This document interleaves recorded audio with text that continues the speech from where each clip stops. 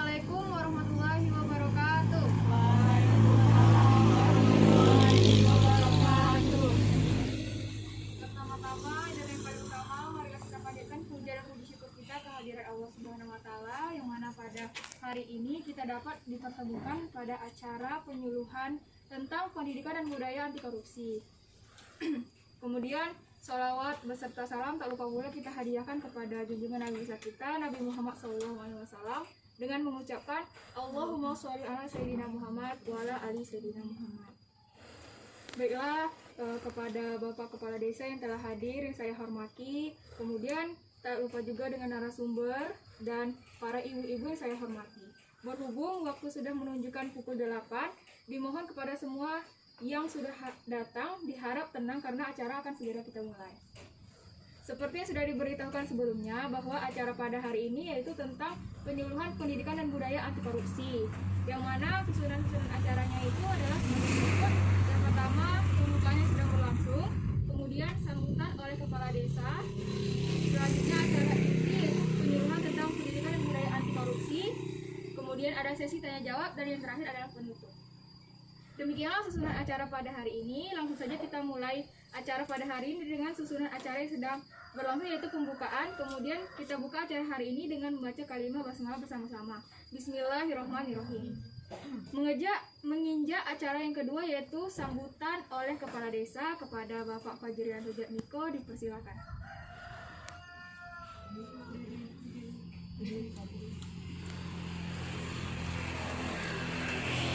Assalamualaikum warahmatullahi wabarakatuh. Waalaikumsalam warahmatullahi wabarakatuh.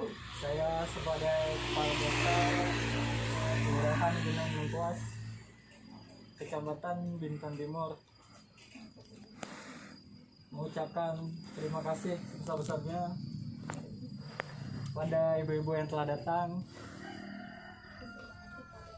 dan terima kasih kepada mahasiswa Poltekkes yang sudah hadir di sini, dan terima kasih kepada panitia yang telah menyiapkan semua ini.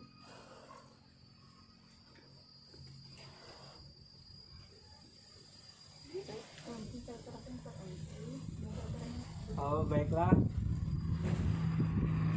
Selanjutnya saya serahkan kepada moderator. Semoga acaranya lancar sampai selesai. Baiklah, segitu saja yang dapat saya sampaikan. Lebih dan kurang saya mohon maaf. Assalamualaikum warahmatullahi wabarakatuh. Waalaikumsalam warahmatullahi wabarakatuh.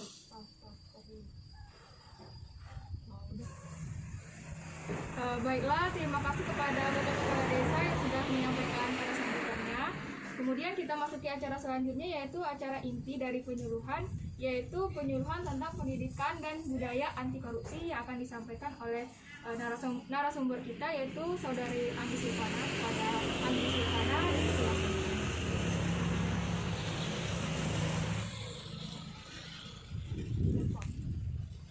Assalamualaikum warahmatullahi wabarakatuh. Waalaikumsalam warahmatullahi wabarakatuh. Alhamdulillahirrabbilalamin. Assalatu wassalamu ala asrafil anbiya'i wal mursalin wa ala alihi wa sahbihi rasulillah ajma'in, amma ba'du. Yang terhormat Bapak Kepala Desa Kecamatan Gunung Lengkuas ya Bu ya. Kecamatan Bintan Timur dengan Kelurahan Gunung Lengkuas, dan saya hormati juga ibu-ibu yang sudah menyempatkan hadir pada pagi hari ini dalam rangka penyuluhan pendidikan dan budaya anti korupsi pada ibu rumah tangga. Dan saya juga terima kasih kepada para panitia yang telah menyelenggarakan acara kita pada pagi hari ini. Sebelumnya, perkenalkan, saya Anggi Silvana, saya mahasiswa Poltekkes Kemenkes Tanjung Pinang. Di sini saya akan menyampaikan sedikit tentang pendidikan dan budaya anti korupsi pada masyarakat umum. Di sini tertuju kepada ibu rumah tangga. Jadi sebelumnya tadi juga sudah dibagikan brosur. Ibu juga bisa membacanya sedikit tentang korupsi di brosur tersebut. Dan di sini nanti sedikit akan saya sampaikan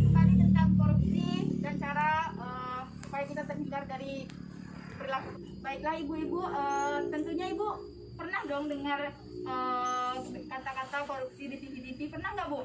Pernah. Jadi di sini saya akan sedikit menjelaskan apa itu arti korupsi terdahulu. Jadi korupsi ini merupakan kejadian luar biasa atau bahasa Inggrisnya itu extraordinary crime dengan dampak paling buruk di sisi kehidupan. Jadi korupsi di Indonesia ini sudah sangat mengkhawatirkan sehingga berdampak buruk di segala segi kehidupan yang ada di lingkungan masyarakat. Jadi Bu, korupsi ini tentunya ada faktor-faktor penyebabnya. Yang pertama itu ada faktor internal. Faktor internal ini berasal dari dalam diri kita sendiri. Yang pertama itu aspek perilaku manusia. Contohnya itu sikap tamak di dalam diri manusia. Memang sangat sepele, tetapi dengan sikap tamak ini merupakan salah satu faktor yang akan menyebabkan kita mendekati tindakan korupsi. Lalu yang kedua, moral yang kurang kuat dalam menghadapi godaan-godaan di lingkungan masyarakat kita. Jadi kita harus meneguhkan dalam diri kita bahwa segala sesuatu yang negatif harus kita jauhi. Yang ketiga itu gaya hidup konsumtif. Jadi ibu-ibu semua ini ya, di sini ibu rumah tangga yang merupakan pedoman dalam keluarga. Tentunya ibu-ibu harus tahu mana prioritas dan mana yang tidak prioritas, sehingga yang tidak prioritas itu jangan terlalu kita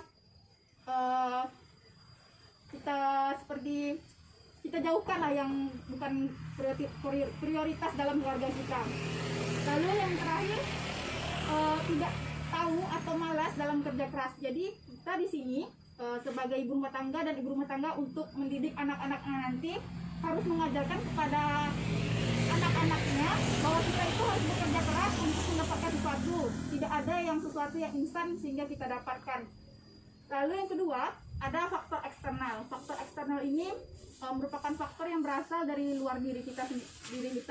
Yang pertama ada aspek perilaku individu. Itu tadi contohnya gaya hidup yang konsumtif, terlalu banyak membeli atau mencari sesuatu yang bukan prioritas kita, tetapi kita pengen itu semua tercapai karena gengsi dan gaya hidup kita. Lalu yang kedua ada aspek sosial, contohnya itu keluarga yang mendorong sehingga seseorang itu berperilaku koruptor atau korupsi. Contoh nih ibu-ibu ya, suami ibu-ibu bekerja di bagian bendahara pemerintahan.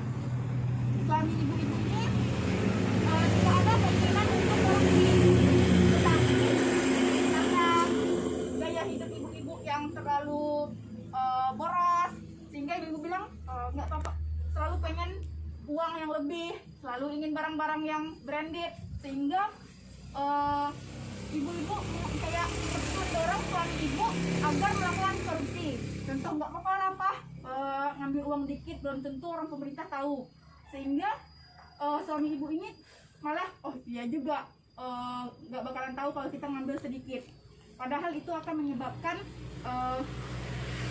sehingga bapak-bapak itu mungkin bisa kalau ketahuan masuk penjara gitu. Lalu yang ketiga ada aspek moral, contohnya lemah keimanan, kurangnya kejujuran dan rasa malu. Jika iman kita kuat, maka semua perilaku negatif yang akan merugikan diri kita akan kita hindari. Lalu bagaimana sih kita memberantas korupsi? Pemberantasan korupsi ini terdiri dari dua. Yang pertama itu penindakan, dan yang kedua itu pencegahan. Penindakan dan pencegahan di Indonesia ini masih kurang optimal, sehingga untuk kedepannya harus selalu kita tingkatkan kembali, dan itu berawal dari yang kecil, daripada para ibu-ibu rumah tangga yang datang pada hari ini untuk mendidik keluarganya agar terjauhi dari tindakan korupsi. Lalu yang terakhir, ibu-ibu di sini harus menanamkan jiwa anti korupsi pada anak-anak ibu, pada keluarga ibu. Contohnya yang pertama, tanamkan pada anak-anak ibu sikap kejujuran.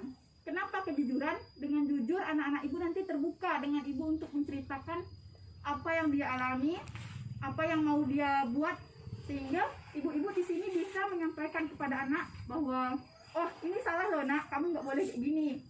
Jadi dengan jujur, insya Allah perilaku yang menjurus kepada korupsi akan terjauhi. Lalu yang kedua, ibu harus menanamkan rasa kesederhanaan pada anak-anak ibu, karena kesederhanaan itu merupakan tonggak. Kalau kita hidup dalam keborosan, dalam kemewahan, itu yang mendorong kita untuk melakukan tindakan korupsi, untuk melakukan tindakan korupsi sehingga yang nantinya akan merugikan diri kita sendiri juga. Lalu yang ketiga adalah kemandirian. Anak-anak ibu itu harus mandiri, nggak boleh selalu sedikit-sedikit, mah mau ini, pah mau ini. Mandiri. Jika anak itu mau mendapatkan sesuatu, ya dia harus berusaha. Tidak ada yang nggak didapat dengan secara instan. Jadi di sini ibu-ibu semua ini merupakan pendidik yang paling pertama sebelum anak-anak ibu terjun ke dunia pendidikan. Baiklah, segitu saja yang dapat saya sampaikan. Terlebih terkurang saya mohon maaf. Saya akhiri dengan wabillahi taufiq wal hidayah. Assalamualaikum warahmatullahi wabarakatuh. Waalaikumsalam warahmatullahi wabarakatuh. Baiklah, terima kasih kepada narasumber Kak Anggi sudah menyampaikan materinya. Baiklah, kita masuk ke acara selanjutnya, yaitu acara sesi tanya jawab. Kepada ibu-ibu yang mungkin ada pertanyaan yang ingin ditanyakan kepada narasumber, dipersilahkan.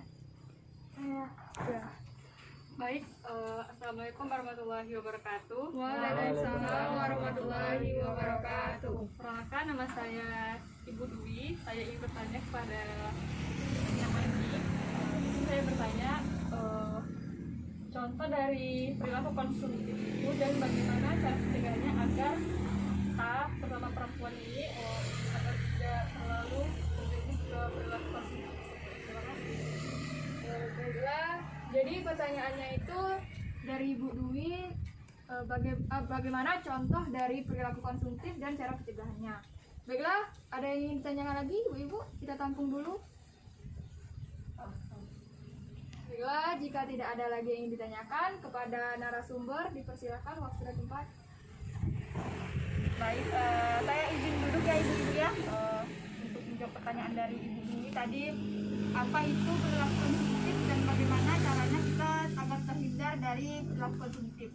Jadi konsumtif ini merupakan keinginan kita untuk mendapatkan sesuatu, tetapi sesuatu itu bukan prioritas kita dalam keluarga.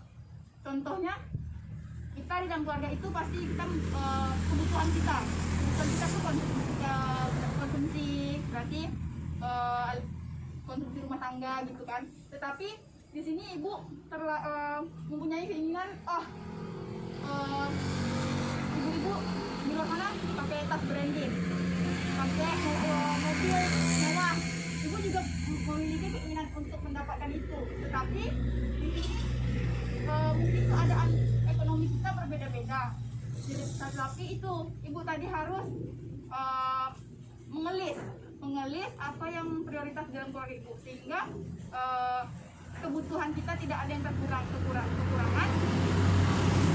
Dan nanti dengan kalau ibu terlalu konsumtif akan mendorong keluarga ibu untuk melakukan korupsi.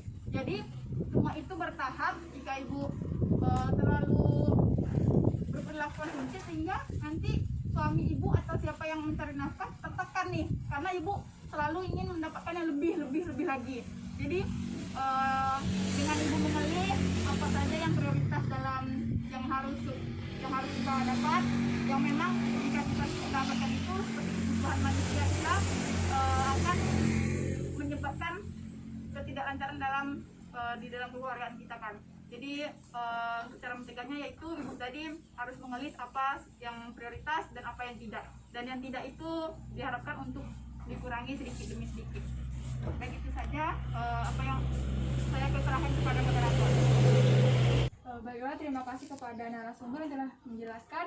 Kepada Ibu Dwi, apa sudah mengerti yang telah disampaikan? Sudah. Baiklah, demikianlah acara kita pada penyuluhan pendidikan dan budaya anti korupsi di hari ini. Mari kita tutup acara ini dengan mengucapkan alhamdulillahirobbilalamin. Sekian dari saya. Apabila ada kesalahan dalam bertutur kata, saya mohon maaf. Terima kasih untuk perhatiannya, dan assalamualaikum warahmatullahi wabarakatuh. Waalaikumsalam warahmatullahi wabarakatuh. Baiklah, selanjutnya kita untuk dokumentasi kepada ibu-ibu tetap untuk menjaga jaraknya.